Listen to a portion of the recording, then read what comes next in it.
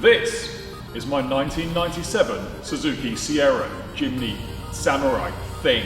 And as you can tell, it's quite small, and this one needs lots of attention because it's feeling a bit sorry for itself. However, this is not the first episode, so here's what happened in the last one. I bought a silly little red car in the hope that it would be an easy project. It wasn't an easy project. What I thought was a little bit of rust turned out to be quite a lot of rust. And the result of this was a pink slip fail. Then the car stopped running. Then it started running again. Then it had all manner of exhaust leaks. So I decided to rip it in half. And I ended the episode after turning this car into a mini go-kart thing. So now you know. Hey, wait a minute. This is a great time for me to do my Suzuki Samurai promo. Are you a Hawaii scumbag? Do you chug energy drinks in Arizona? Suzuki Samurai. Ninja name, Garbage Cat. Samurai! And finally, in today's episode, I'll be fixing all the horrible rust in this. And there's quite a lot.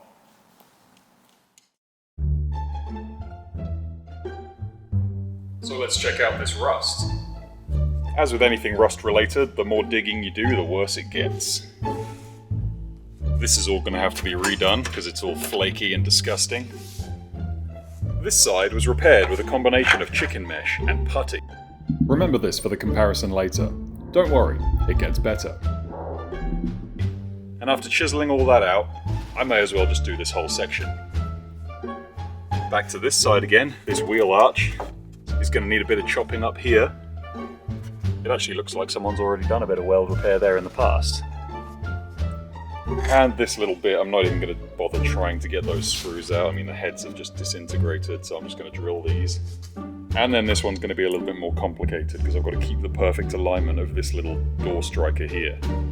But luckily, this little panel behind is relatively stable, so I think if I prevent any rust happening on that, I'll be able to grind everything else away and use that as a datum point. Now you can enjoy a slightly earlier than usual rust-removing montage.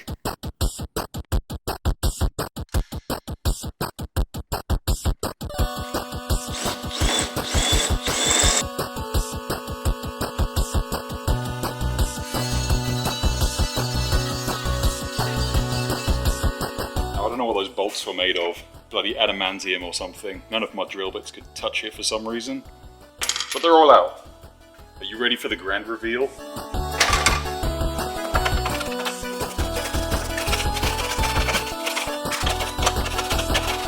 I mean, there's a lot of paint damage, but nothing there I'd say is flaky beyond a surface level. Might get away with that, but obviously I haven't ground it back and had a proper look. Worst case, a long plate along there and that'll be sorted. Interiors can be quite annoying. So to save a bunch of hassle, I'm just going to take all the seats out. There's no interior in these cars anyway except the roof lining, so after this it'll basically be the perfect starting point.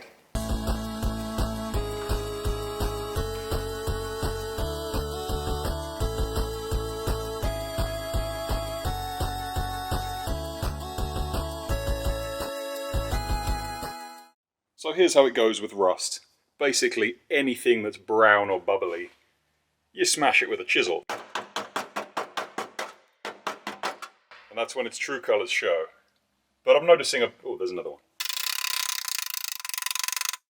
But what I'm noticing is a lot of correlation. If it's rusty that side, it's also going to be rusty that side. Even this weird random hole that was already there when I picked up the car, after bashing, has an exactly mirror hole on the other side.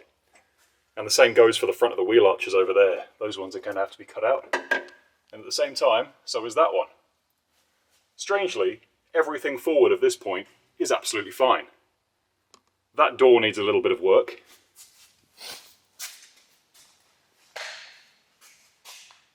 And so does this windowsill a little bit.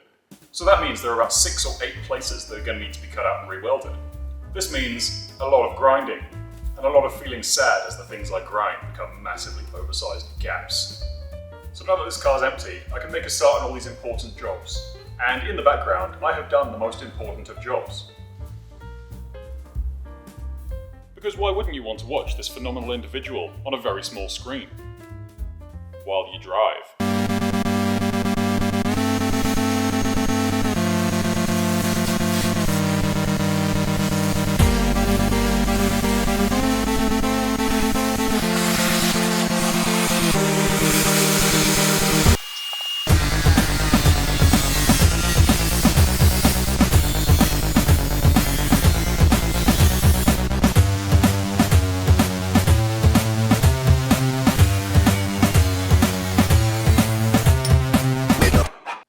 words for idiots who try this sort of thing at home.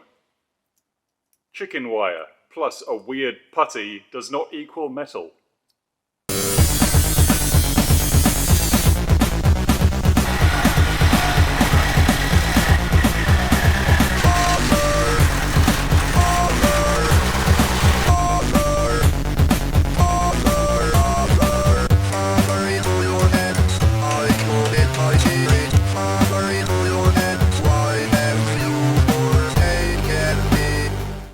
So this is the scary part.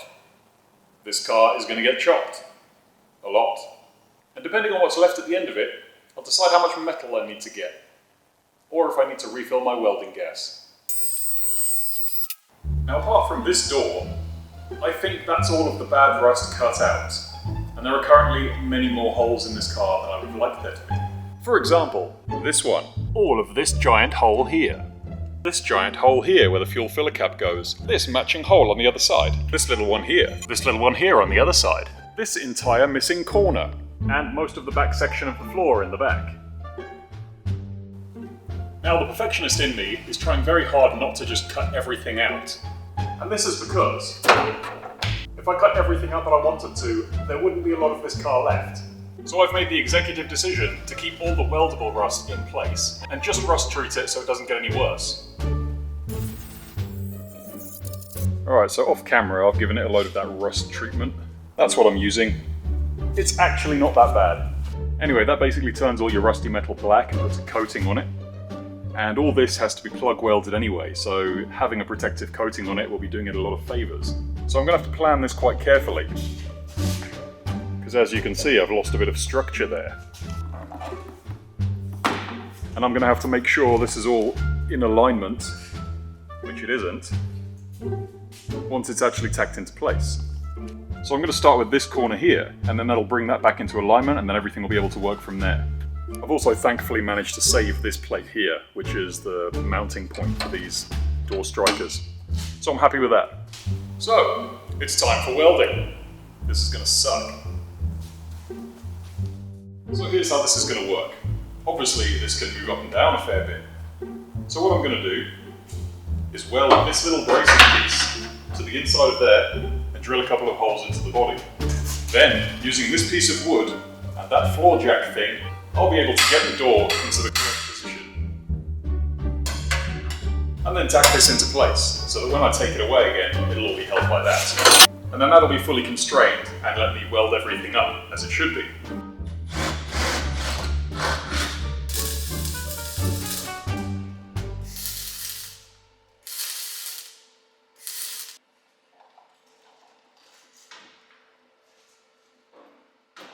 So there's my weird alignment little thing. Plug welded there, welded along the bottom behind there, so I've still got this edge that I weld the main bit of the body to. Now the alignment's out on the door, but this is because of the hinges. You can see there's a bigger gap on the sill there, and it tightens up as the door closes. But if you move that door so the gap's perfect all the way along, everything's lining up. And so the proper welding begins. And I use the term proper welding very loosely in this case. Basically, all I'm doing is bringing everything around the area that needs to be welded down to bare metal, so it's got something to weld onto. And then I'm cutting a weird piece of metal that fits the gap, bending it, and putting it in the right place. And this is much more welding than I ever anticipated for this project. I thought there would be a few little bits to tidy up, and then that was it, I'd be good to go. But no, I never thought I'd be welding basically half a car. Now if you've seen this done once, you've seen it done as many times as you're ever going to want to. So that's part of the reason why I didn't record all the welding. The other reason is that I absolutely hated doing all of this welding. So I was in a bad mood and didn't really feel like dealing with cameras.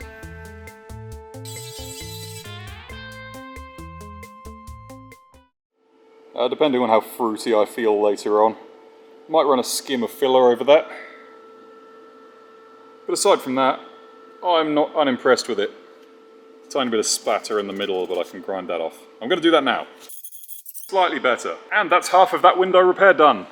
Because obviously being double skinned, it has an inside edge as well. But it's basically the same thing. Then all I'll do is drill a couple of holes in this top edge and then plug weld it. You can see all these little bits here. That's where the factory plug welds are, and then they painted over the top of it.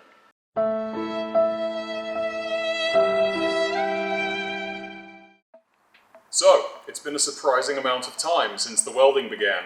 And actually, there was so much of it that I couldn't be bothered to film all of it. So I just did it, and now it's done.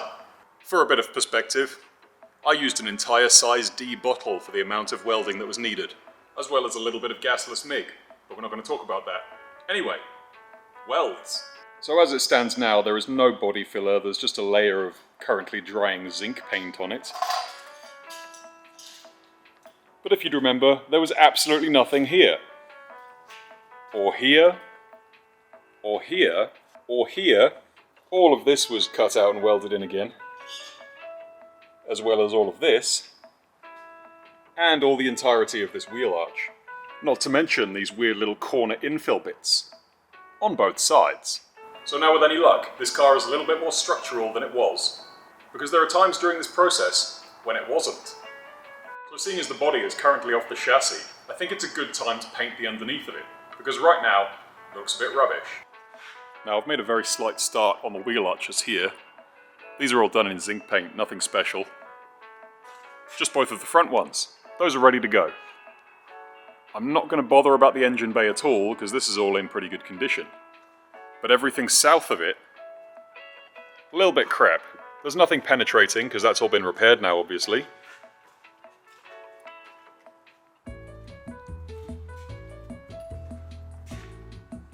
But a thorough wire brushing and a coat of paint, and that'll look good as new.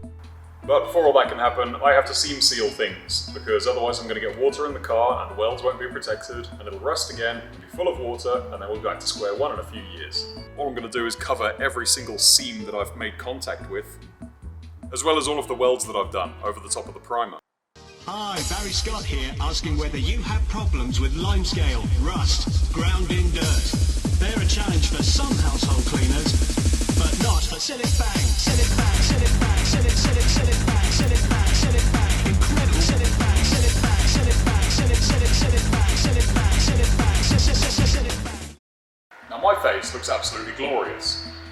And the frustrating thing about rattle can paint jobs is that they tend to look quite good with minimal effort. And all this does, it makes me wish that I'd put less effort into this one. Because that took months. This has taken me about a few hours. And I think it looks quite good. So that's the body, pretty much ready to put back on the chassis. So it's time to do something about it.